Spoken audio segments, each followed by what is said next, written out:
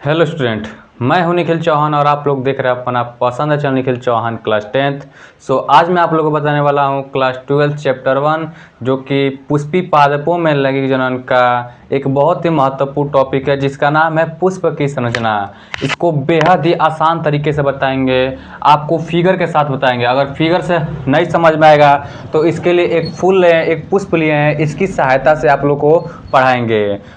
बिल्कुल लाइव दिखाएंगे आप लोग को, बिल्कुल लाइव समझ में आएगा। अगर ना समझ में आए तो आप लोग लाइक मत कीजिएगा, अगर समझ में आए तो लाइक जरूर कीजिएगा और चैनल पर नए हैं तो सब्सक्राइब जरूर कीजिएगा। तो देखिए इसका जो पहला भाग है, सबसे पहले लिखेंगे पुष्प निम्नलिखित भागों के मिलने से बना होता है। पुष्प निम्नलिखित भागों के मिलने से बना होता है। अब देखिए पुष्प के 4 भाग होते हैं। कितने भाग होते हैं? 4 भाग। पहला होता है बाह्य दल। क्या होता है? बाह्य दल। अब देखिए बाह्य दल किसे कहते हैं? बाह्य दल। तो देखिए जो किनारा है, जो किनारे है हरा वाला, जो किनारे है हरा वाला, इसको बोलते हैं बाह्य दल। एक को बोलते हैं बाह्य दल और सभी इकाई को बोलते हैं, जो हरा वाला है उसको बोल रहे हैं, इसके एक इकाई को बोलते हैं बाह्य दल और इसके सभी इकाई को बोलते हैं बाह्य दल पुंज। पुंज मतलब समूह में जब होता है तो उसके लिए पुंज लगाते हैं। तो इसको जो एक है इसको बोलेंगे क्या? बाह्य दल बोलेंगे। और जो बाह्य दल होता है ये पुष्प को सुरक्षा प्रदान करता है। क्या करता है? पुष्प को सुरक्षा प्रदान करता है। अब देखिए इसके जो नीचे है इसको बोलते हैं डंठल। डंठल बोलते हैं और जिस पर पुष्प बैठा रहता है, पुष्प बैठता है, उसको बोलते हैं पुष्प आसन। पुष्प आसन, पुष्प मतलब फूल, आसन मतलब बैठना। जिस पर फूल बैठा है तो उसको हम लोग क्या कहते हैं? पुष्प आसन कहते हैं। समझ में आ गया? अब देखिए इसके बाद इसका दूसरा आता है। दूसरा इसको बोलते हैं दल। दल जो है रंगीन वाला भाग है इसको हम लोग क्या कहते हैं? दल कहते हैं। यहाँ पर देखिए ये वाला दल है। क्या है?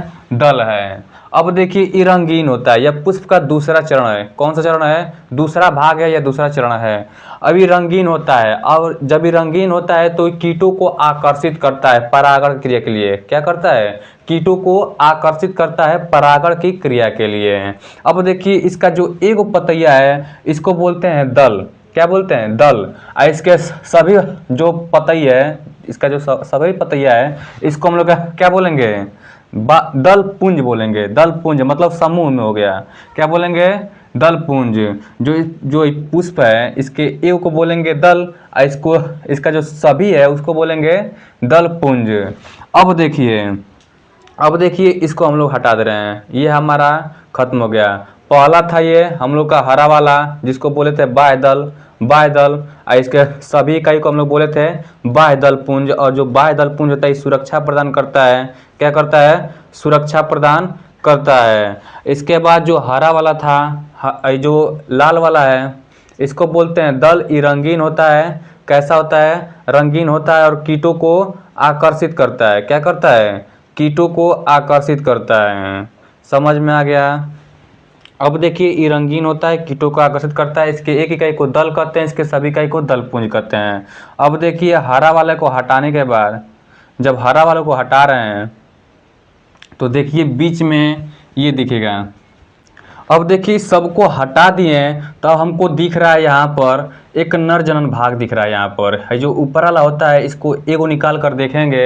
है देखिए एगो जो निकाल के दिखेगा नहीं, इसके लिए सबसे पहले बोर्ड पर बना रहे हैं, बोर्ड पर बना दे रहे हैं। अब ऐसा ही था जैसे इसको यहाँ पर लाए हैं। पुमंग। पुमंग ये पुष्प का नर जनन भाग होता है। कौन सा भाग होता है? नर जनन भाग होता है, या इसको बोल सकते हैं मेल रिप्रोडक्टिव पार्ट या मेल रिप्रोडक्टिव सिस्टम बोल सकते हैं यहाँ पर। तभी देखिए ये जो पुमंग होता है ये 2 भागों के मिलने से बना होता है। कितने भागों से? 2 भागों के मिलने से बना, 2 भागों के मिलने से बना होता है। अब देखिए इसको बोलते हैं हम लोग तंतु। क्या बोलते हैं? तंतु बोलते हैं। और इसको बोलते हैं परागकोश। क्या बोलते हैं? परागकोश। परागकोश। इसको इंग्लिश में बोलते हैं फिलामेंट। क्या बोलते हैं? फिलामेंट। और इसको बोलते हैं एंथर। क्या बोलते हैं? एंथर बोलते हैं। एंथर। ये 2 भागों के मिलने से बना होता है। कौन कौन? तंतु और परागकोश। जो ऊपर फूला हुआ भाग होता है, पुंकेसर का अगला जो फूला हुआ भाग होता है उसको बोलते हैं परागकोश, जिसमें परागकण बनते हैं। क्या बनते हैं, पराग कण बनते हैं। अब देखिए ये हमारा हो गया पुमंग, मतलब एंड्रोसियम तक हमारा खत्म हो गया। अब देखिए जायांग पर आते हैं। अब देखिए ये होता है हमारा मादा जनन अंग। क्या होता है, मादा जनन अंग होता है। इसके एक इकाई को स्त्री केसर कहते हैं। क्या कहते हैं, स्त्री केसर। अब देखिए बात हमारा इस पर आ गया है, ये वाला जो है यहाँ से पूरा यहाँ तक स्त्री केसर है। क्या है, स्त्री केसर है। इसके एक इकाइयों को क्या कहते हैं, स्त्री केसर। अब देखिए ये है ऊपर, इसके एक इकाई को स्त्री केसर कहते हैं। अब देखिए जो स्त्री ये है जो जायांग है वो 3 भागों के मिलने से बनाता है। पहले इसको बना ले रहे हैं, इसको पहले बना लें।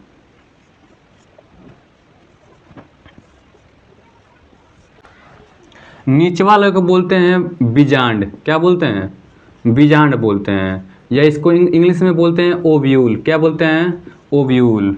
अब देखिए ऊपर वाले को बोलते हैं वर्तिकाग्र। क्या बोलते हैं, वर्तिकाग्र, वर्तिकाग्र। इसको बोलते हैं वर्तिका। क्या बोलते हैं, वर्तिका।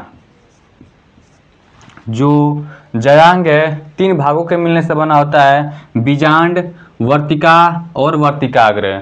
इसको बोलते हैं वो ओव्यूल। एक होता है स्टाइल और एक होता है स्टिग्मा। समझ में आ गया, यही था हमारा पुष्प की संरचना। सो वीडियो अच्छा लगा हो तो लाइक और सब्सक्राइब करना ना भूलें। आप लोग देख रहे हैं अपना पसंदीदा channel Nikhil Chauhan class 10th। So जय हिंद, जय भारत।